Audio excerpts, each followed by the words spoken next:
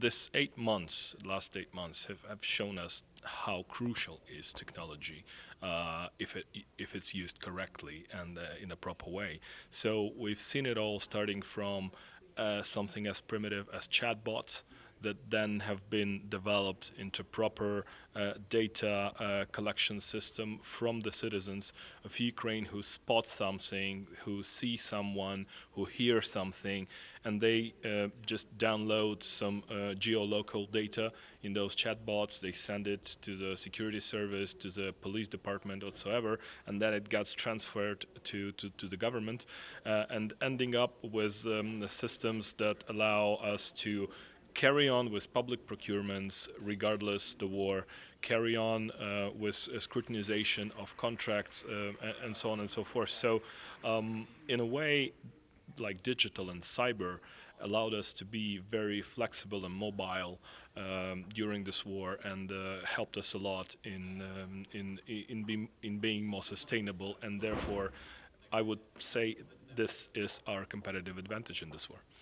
And this war will end, and you will get your country back. When this is the case, how will you start using digitization, innovation to not only reconstruct your country, but look ahead to finally prosper one day again?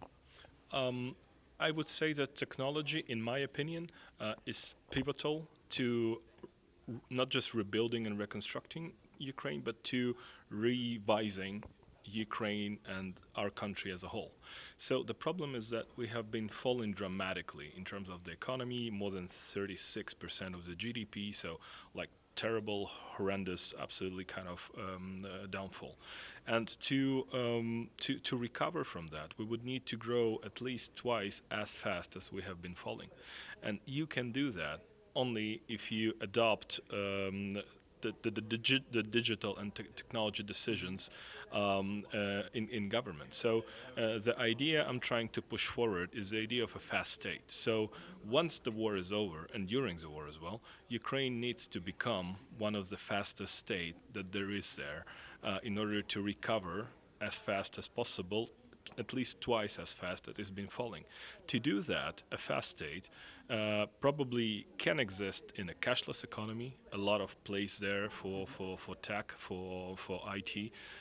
It can be a fast state cannot exist without cyber registers, digital registers, so no paperwork, nothing. We're talking about taking out the corruption, we're talking about super fast customs, we're talking about super efficient courts, maybe AI-based courts. So all of that requires a lot of technology.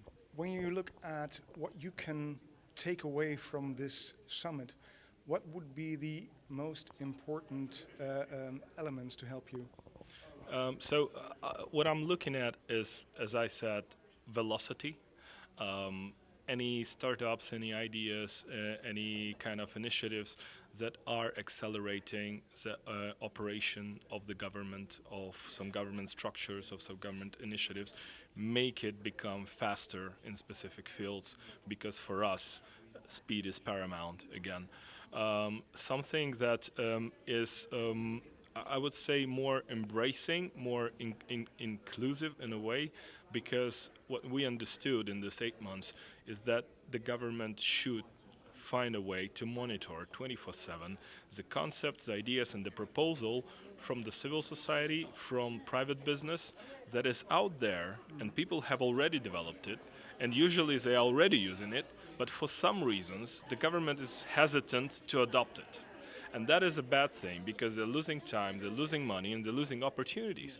And if they manage to become more inclusive in a way, more involving, I think it's for the good of everyone. So if there are some platforms or initiatives that are built on the concept of public-private relationships, public-private partnership, that is also something I'm looking at. And last but not least, disinformation, misinformation resistance. That is something we're dealing with not just daily but hourly, literally. And for that reason, I already attended a number of panels here, met some great people who have this innovative kind of approaches towards tackling that kind of issue, and I'm taking away that as well.